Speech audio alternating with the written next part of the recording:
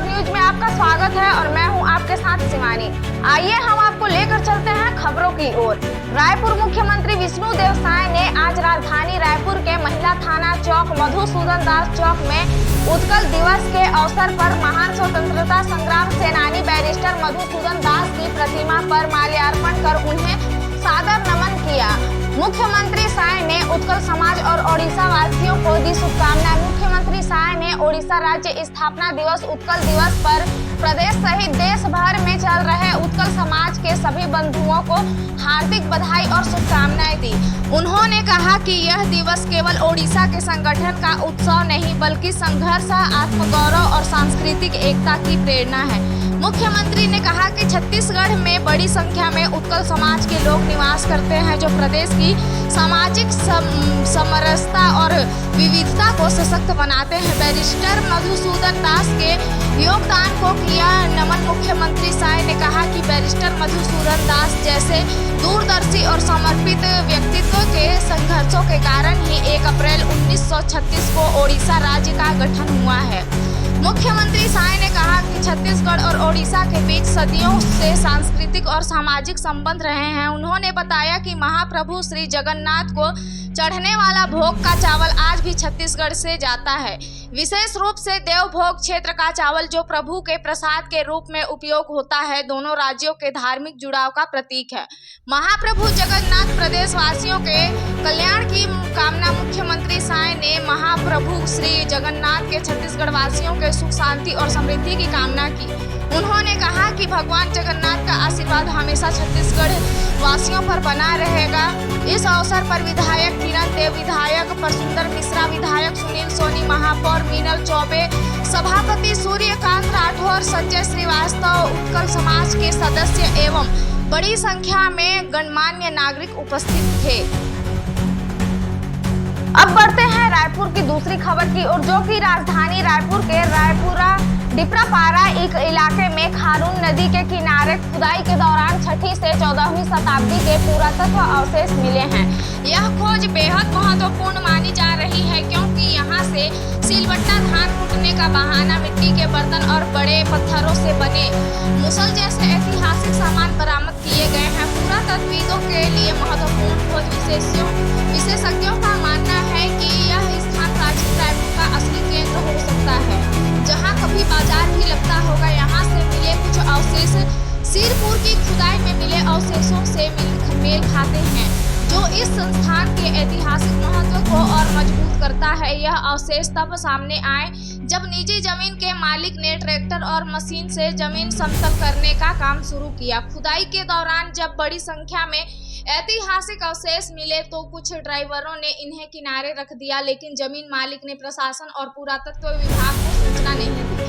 जब स्थानीय लोग मीडिया के माध्यम से यह खबर फैली तब जाकर पुरातत्व विभाग को इसकी जानकारी मिली। पुरातत्व विभाग ने दिए नोटिस। हालांकि पुरातत्व विभाग ने मौके का निरीक्षण किया और जमीन समतल करने का कार्य रोकने के निर्देश दिए, लेकिन इसके बावजूद मिट्टी डालकर जमीन पाटने का कार्य किया गया। विभाग के इस मामले में जमीन मालिक को नोटिस जारी किया है और सर्वे करने की बात कही है। अधिकारियों ने स्पष्ट किया है कि इस क्षेत्र का विस्तृत पूरा सर्वेक्षण किया जाएगा ताकि इस ऐतिहासिक स्थल की रक्षा की जा सके। जमीन मालिक ने भी इस मामले में सहयोग करने का आश्वासन दिया है।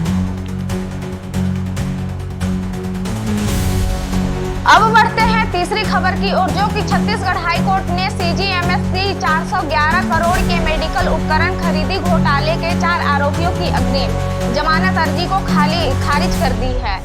जस्टिस सिन्हा ने कहा कि ACB EOW की प्रारंभिक जांच में इनकी भूमिका सामने आई है, लिहाजा अग्रिम जमानत नहीं दी जा सकती। बता दें कि ACB EOW की टीम ने मोक्षित कॉर्पोरेशन रिकॉर्ड और medicare system Shri Sharda industries CB corporation के खिलाफ FIR दर्ज की है।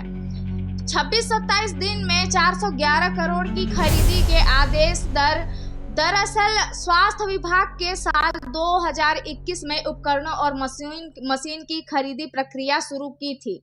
CGMSC Chhattisgarh medical services corporation limited ने 26-27 दिन में 411 करोड़ की खरीदी का आदेश जारी किया। आरोप है कि मशीनों की जरूरत का सही आकलन नहीं किया गया, भंडारण की सुविधा भी नहीं थी, फिर भी बड़ी संख्या में मशीनें खरीदी गई। रिएजेंट की रखरखाव की कोई व्यवस्था नहीं थी, फिर भी स्वास्थ्य केंद्रों में स्टोर करा दिया गया। 8.50 रुपए ट्यूब 2352 रुपए में खरीदी। वहीं सीजीएमएससी के अधिकारियों की और से रिएजेंट सप्लाई करने वाली कंपनियों को व्यक्तिगत लाभ पहुंचाने की शासन की प्रक्रिया का पालन न करते हुए खरीदी की गई। यह भी आरोप है कि ईडीटीए ट्यूब 2352 रुपए प्रति नग की दर से खरीदी गई है, जबकि अन्य संस्थाएं यही ट्यूब 8.50 रुपए में खरीद रही थी। इससे करोड़ों का नुकसान हुआ। टेंडर में गड़बड़ी। 4 कंपनियों ने मिलकर जालसाजी दवा उपकरण की सप्लाई करने वाले firm records and Medicare system पर आरोप है कि उनसे मोक्षित कॉरपोरेशन और अन्य कंपनियों के साथ मिलकर टेंडर में गड़बड़ी की थी। चारों कंपनियों ने उत्पाद एक ऐसे किए थे, इससे टेंडर प्रक्रिया में मिलीभगत का संदेह हुआ है। मामले में ACBEOW ने धारा 120B 409 IPC और भ्रष्टाचार निवारण अधिनियम की धारा 13 AC के तहत मामला दर्ज किया है। फर्म के प्रमोटर और कर्मचारियों ने लगाई अग्रिम जमानत की अर्जी। इसी प्रकार नई ताजी खबरों के लिए जुड़े रहें हमारे साथ अजीजी 24 न्यूज पर। धन्यवाद।